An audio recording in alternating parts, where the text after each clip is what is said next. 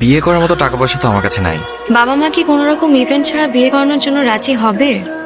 বাবা কি রাজি হবে? What is this? তোর এই ছেলেকে বিয়ে করতে কেন হবে শুনি? এই ছেলেগুলির মন সবসময় ছোট থাকে। এখন তো এগুলি ভালো লাগবে না। এখন তো তুই এইসব কথা বুঝবিও না।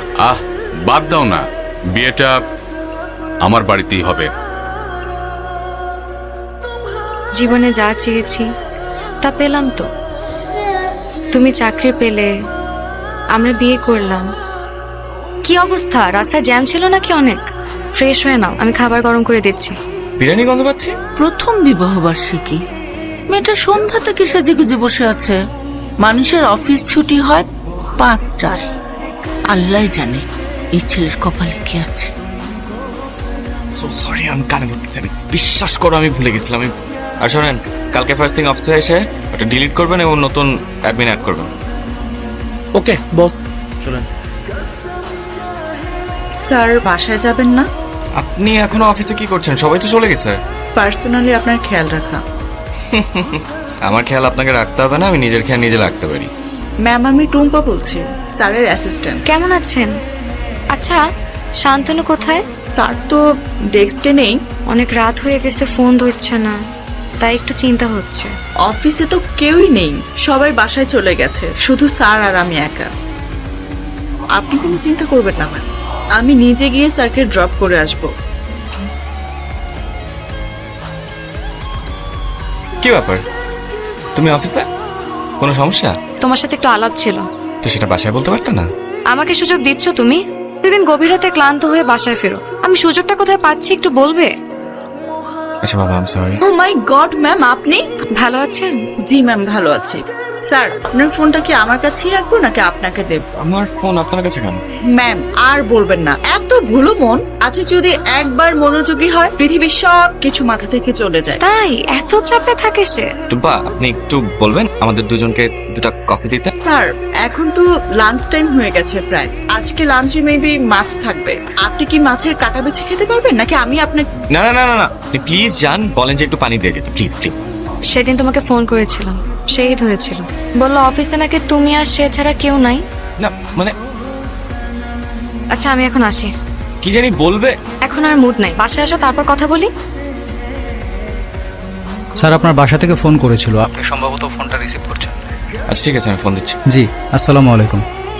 হ্যালো ওই মামা, মামা। অবস্থা তো খুবই ক্রিটিক্যাল, স্ট্রোক করেছেন, আইসিইউতে আছেন। আমি মাকে নিয়ে যাচ্ছি। আচ্ছা তুমি মাকে নিয়ে যাও, আমি আসছি। আচ্ছা তুমি কি মানে ঠিকঠাক যেতে পারবে তো?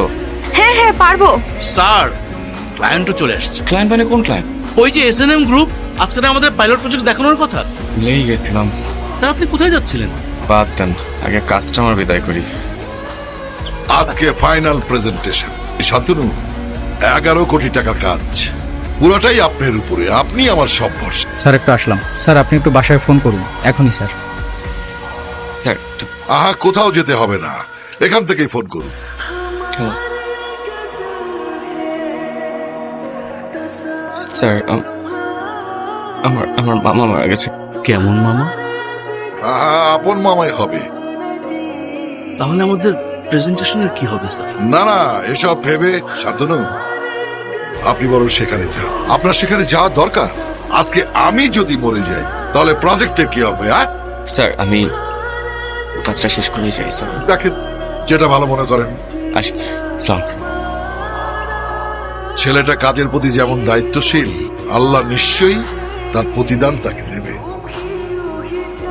আমি আসলে নিজেকে ক্ষমা করতে পারিনি। মামাকে ফেরত পাবো না আমি জানি, কিন্তু ওই দিন যদি আমি প্রেজেন্টেশনে না যেতাম, আমার কোম্পানির 11 কোটি টাকার কন্ট্রাক্ট মিস হয়ে যেত। আমি যেতে যেতে মামাকে নিয়ে তারা গ্রামের বাড়ি রওনা হয়ে যায়। আমি মামার জানাজাও ধরতে পারিনি, এক মুঠো মাটিও দিতে পারিনি। সত্যি খুব কষ্টকর। আপনার পরিবার এই জন্য কি আপনাকে কোনো দিক থেকে দোষী ভাবে? মা তো কথাই বলা বন্ধ করে দিলেন। তারপর কি হলো শুনতে চাই। এরপর খুব দ্রুত কেটে গেল আরো 1টি বছর। হ্যাঁ, এত রাতে টুম্পার ফোন? এই তোমার ফোন। হ্যাঁ টুম্পা, এত রাতে কি হচ্ছে বলো? স্যার, এসএনএম গ্রুপের অ্যাপ্লিকেশনটা একটু ঝামেলা হচ্ছে। এটা তো জাহিদ সাহেবের দায়িত্ব, ওনাকে খবর দিছেন? এদিকে সিও স্যার তো হাইপার হয়েছেন। আপনি যদি একটু আসতেন আমি আপনাকে নিয়ে যাব। অলরেডি আমি আপনার বাসার নিচে। আচ্ছা থাকো, আসতেছি আমি। কি হয়েছে, কোনো বিপদ? বিশাল ঝামেলা হয়ে গেছে, অফিস যেতে হবে। রাত 1:30 বাজে শান্তনু, এত রাতে কিভাবে যাবা তুমি এখন? টুম্পা আসছে, ও নিয়ে যাবে। আচ্ছা আমি যাই এখন। আমরা গত মাসে নেদারল্যান্ডের একটা কাজ করেছিলাম না, জি স্যার। সেখানে আপনার যাওয়া লাগবে, ওরা ইনভাইট করেছে। সোমবারে আপনার ফ্লাইট, টুম্পা আপনার সঙ্গে যাবে। ও স্মার্ট আছে, আপনাকে পেপারসে হেল্প করতে পারে। স্যার আসলে বিয়ের পরে বউকে নিয়ে কোথাও যাইনি তো কখনো, তো আজ রাতে কক্সবাজার যাচ্ছি। বউকে ধৈর্য ধরতে বলুন। আরে কক্সবাজার তো বাড়ির কাছে, আল্লাহ চাইলে বউকে নিয়ে সারা পৃথিবী ঘুরতে পারবে। জি স্যার। সোমা, আমি জানি তুমি খুব আপসেট। এই 2 বছরের ম্যারিড লাইফে আমি তোমাকে কিছুই দিতে পারিনি। এই প্রথমবার। কবে যাচ্ছ? কয়দিন থাকবে? প্রায় 1 মাসের মতো। আর কেউ যাচ্ছে না? টুম্পা। আমি আর সোমা একই দিন সংসারের পিছুটান ভুলে ঘর থেকে বেরিয়েছি। আমি বেরিয়েছিলাম আমাদের সংসারের সুন্দর ভবিষ্যতের আশায়।